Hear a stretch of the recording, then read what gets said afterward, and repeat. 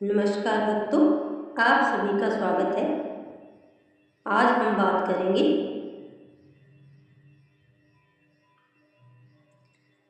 नमस्कार बच्चों, आप सभी का स्वागत है। आज हम बात करेंगे वट पूर्णिमा व्रत 2026 की। यह व्रत 29 जून सोमवार या 30 जून मंगलवार को रखा जाएगा। इसके बारे में लोगों के मन में काफ़ी भ्रम है। इस वीडियो में हम जानेंगे सही तिथि, शुभ मुहूर्त, पूजा विधि, व्रत कथा, वट वृक्ष का महत्व और पारण कब तथा कैसे करें। भक्ति भाव से वीडियो को अंत तक अवश्य देखें। हिंदू धर्म में वट पूर्णिमा का व्रत सुहागिन महिलाओं के लिए अत्यंत महत्वपूर्ण माना गया है। इस दिन महिलाएं बरगद के वृक्ष की पूजा करती हैं और अपने पति की लंबी आयु, सुख समृद्धि तथा परिवार की खुशहाली की कामना करती हैं। बरगद के वृक्ष को त्रिदेवों का स्वरूप माना जाता है। जड़ में ब्रह्मा जी, तने में भगवान विष्णु और शाखाओं में भगवान शिव का वास माना गया है। इसी कारण वट वृक्ष की पूजा करने से सभी देवताओं का आशीर्वाद प्राप्त होता है। वर्ष 2026 में पूर्णिमा तिथि के अनुसार वट पूर्णिमा व्रत मुख्य रूप से 29 जून 2026 सोमवार को मनाया जाएगा। हालांकि कुछ पंचांगों में उदया तिथि और स्थानीय मान्यताओं के अनुसार 30 जून का उल्लेख भी मिल सकता है। इसलिए अपने क्षेत्र के स्थानीय पंचांग का भी अवश्य पालन करें। व्रत से एक दिन पहले घर की अच्छी तरह साफ सफाई करें।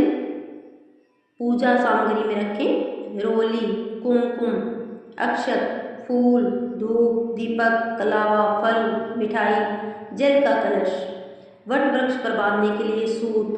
पूजा के समय मन में श्रद्धा और विश्वास होना सबसे आवश्यक है। अब जानते हैं व्रत का नियम। प्रातः ब्रह्म मुहूर्त में उठें, स्नान करके स्वच्छ वस्त्र धारण करें, भगवान विष्णु, माता लक्ष्मी और वट वृक्ष का ध्यान करें। व्रत का संकल्प लें कि आप पूरा दिन श्रद्धा और नियम पूर्वक व्रत रखेंगे। अब जानते हैं वट वृक्ष की पूजा कैसे करें। सुबह या शुभ मुहूर्त में वट वृक्ष के पास जाएं, वृक्ष की जड़ों में जल अर्पित करें, रोली, अक्षत, फूल और धूप अर्पित करें। इसके बाद सूत लेकर वट वृक्ष की 7, 11 या 21 बार परिक्रमा करें। परिक्रमा करते समय भगवान विष्णु और माता सावित्री का स्मरण करें। अब सुनते हैं वट पूर्णिमा व्रत की पवित्र कथा। प्राचीन समय में राजा अश्वपति की पुत्री सावित्री अत्यंत सुंदर, बुद्धिमान और पतिव्रता थी। जब विवाह का समय आया तो उन्होंने सत्यवान नामक राजकुमार को अपना पति चुना। ऋषियों ने बताया कि सत्यवान की आयु बहुत कम है और विवाह के 1 वर्ष बाद उसकी मृत्यु हो जाएगी। लेकिन सावित्री ने अपने निर्णय पर अड़िग रही। उन्होंने सत्यवान से विवाह कर लिया। समय बीतता गया और वह दिन भी आ गया जब सत्यवान की मृत्यु की आयु समाप्त होने वाली थी। सत्यवान जंगल में लकड़ियां काटने गए। सावित्री भी उनके साथ गई। अचानक सत्यवान के सिर में दर्द हुआ और वे सावित्री की गोद में सिर रखकर लेट गए। कुछ ही समय में उनके प्राण निकल गए। तभी यमराज उनके प्राण लेने पहुंचे।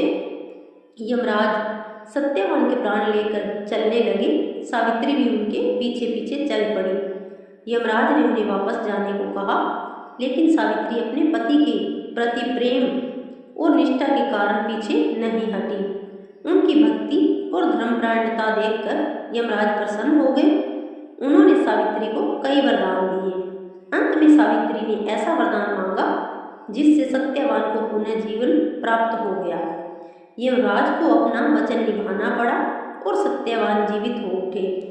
तभी से यह व्रत पति की लंबी आयु और अखंड सौभाग्य के लिए किया जाता है। बरगद का वृक्ष दीर्घायु का प्रतीक माना जाता है। यह वर्षों तक जीवित रहता है। इसकी विशाल जड़ें स्थिरता, समृद्धि और परिवार की मजबूती का प्रतीक है। जो व्यक्ति श्रद्धा से इसकी पूजा करता है उसके जीवन में सुख और शांति बनी रहती है। व्रत के दौरान भगवान का नाम जपें, विष्णु सहस्त्र नाम का पाठ करें, सावित्री सत्यवान की कथा सुनें, गरीबों को दान दें, जरूरतमंदों की सहायता करें, क्रोध न करें, किसी का अपमान न करें, झूठ न बोलें, तामसिक भोजन से दूर रहें, नकारात्मक विचारों से बचें। अब जानते हैं पारण कब और कैसे करें। व्रत के अगले दिन प्रातः स्नान करके भगवान की पूजा करें। इसके बाद जल अर्पित कर व्रत का पारण करें। पारण से पहले किसी ब्राह्मण, गरीब या जरूरतमंद व्यक्ति को भोजन अथवा दान देना शुभ माना जाता है। फिर जल, फल, सात्विक भोजन ग्रहण करके व्रत का समापन करें। यह व्रत केवल पति की लंबी आयु के लिए ही नहीं, बल्कि प्रेम, समर्पण, विश्वास और पारिवारिक एकता का भी संदेश देता है।